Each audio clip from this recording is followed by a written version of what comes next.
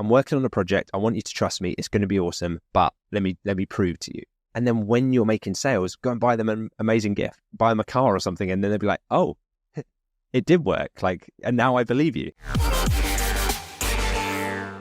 I'm sure our listeners have as well, because they realize that they want more from life, but it did take a realization for us to get there. And when we expect our family to also have that realization. But the vast majority of people close to you in society, in the UK or US today, they will also have the same beliefs that the least risky option is to go to uni, get that corporate job, stay in your 9 to 5 and just work in it and be stable, get a mortgage and keep your head down. And that's what they expect of you because it's stable. And it comes from a place of love with your family. They just want to see you the best for you, but what they believe is the best for you is stable. And actually, I don't think it's realistically the best for you, because I realized that was never going to be the best path for me. I knew if I'd stayed in that, I was going to just be unfulfilled and I'd never reach the goals that I had. So I had made that realization, but then it's difficult because a lot of people don't see that as well. Certainly in my life, you hear a lot of naysayers when you first bring up that conversation.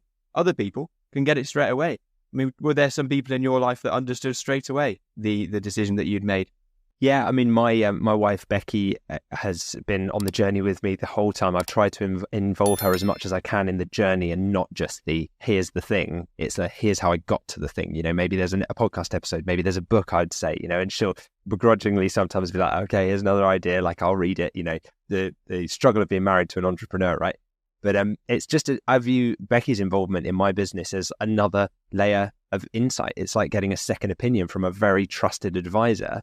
And Becky's helped me in everything from like those early, you know, dealing with customer emails and customer complaints, where for the first time ever as an entrepreneur, you're suddenly exposed to like the direct public complaints. And you're like, oh, wow, like the buck stops with me, like it's on my shoulders. And psychologically, that can be quite weird. Like you suddenly, oh, yeah, I actually have to deal with this. And should I take it personally? Should I not? And having a sounding board there, having a partner who's there with you really helps in those early days. And the other thing is, right through to now, making big strategic decisions. You know, I'll sit down with Becky, who knows my businesses inside out, and I'll kind of talk about the ideas that I'm having and think about like, what do you think is the best move for the long term, knowing the vision that we have and where we want to get to. And she'll help with those things. She'll help with hiring decisions. You know, she's got an incredible attention to detail where, you know, if we're launching a new page or something on the site, I'll always run it past Becky, because she'll always pick up on these tiny little like grammatical errors or things that tiny little details that I just missed. We're just very different skill sets, very different people.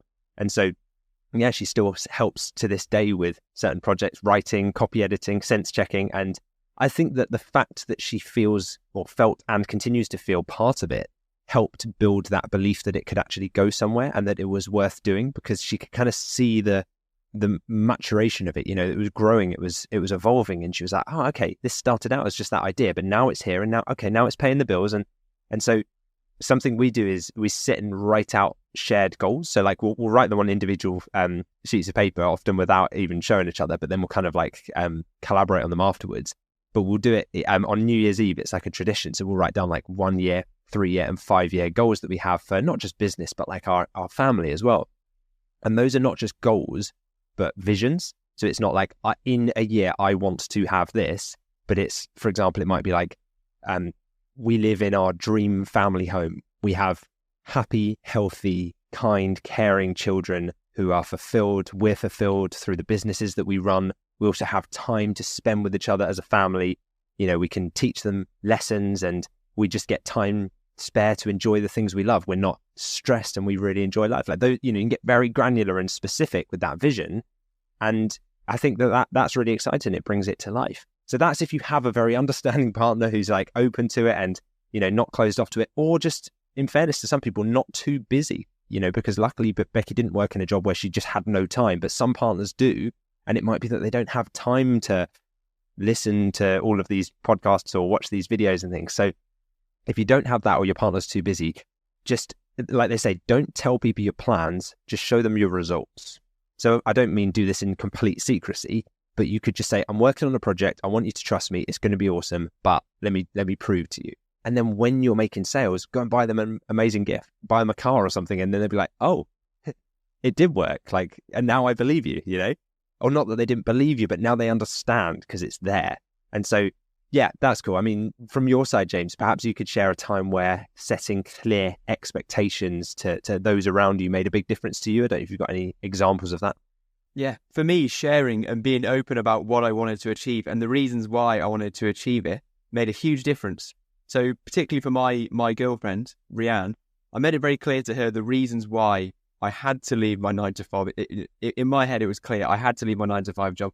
I had to set up a successful business that I could run from anywhere. For me, it was, I'd already made up that mind.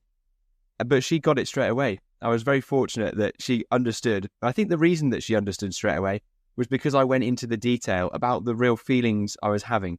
I didn't just give the surface level answer, you know, I want to leave my job and start an e-commerce business, because that no one's going to understand that close to you. But I went deep and I went into the reasons, my feelings that I was having at my 9 to 5 job, how I'd feel if I stayed in it for 5 or 10 years. And then the opportunities that lie on the other side of growing a business and making the family life so much better for us and our future being so much more exciting. And once you really open up about your feelings and the plans and the goals you've got, they get it. They get it so much more. And I think that would be my advice to other people would be to really share the feelings that you've got. Don't give them the surface level answer. When I was to really give the true reasons, the feelings that I was having, the thoughts I was having, much quicker to understand the reasons why I really wanted to get started. And just like you, Lewis, I was very, very fortunate that she was on board. And then I had that huge advantage where I had somebody else to share my experiences with, share my obstacles with, and grow with and learn with. And that was a real advantage to get people on board around you, helping you, pushing you in the right direction and growing with you. And it became one of my biggest strengths, actually, having somebody in my corner that I knew I could always rely on. So what are some of your strategies in getting your spouse or your family involved with the decisions that you're making?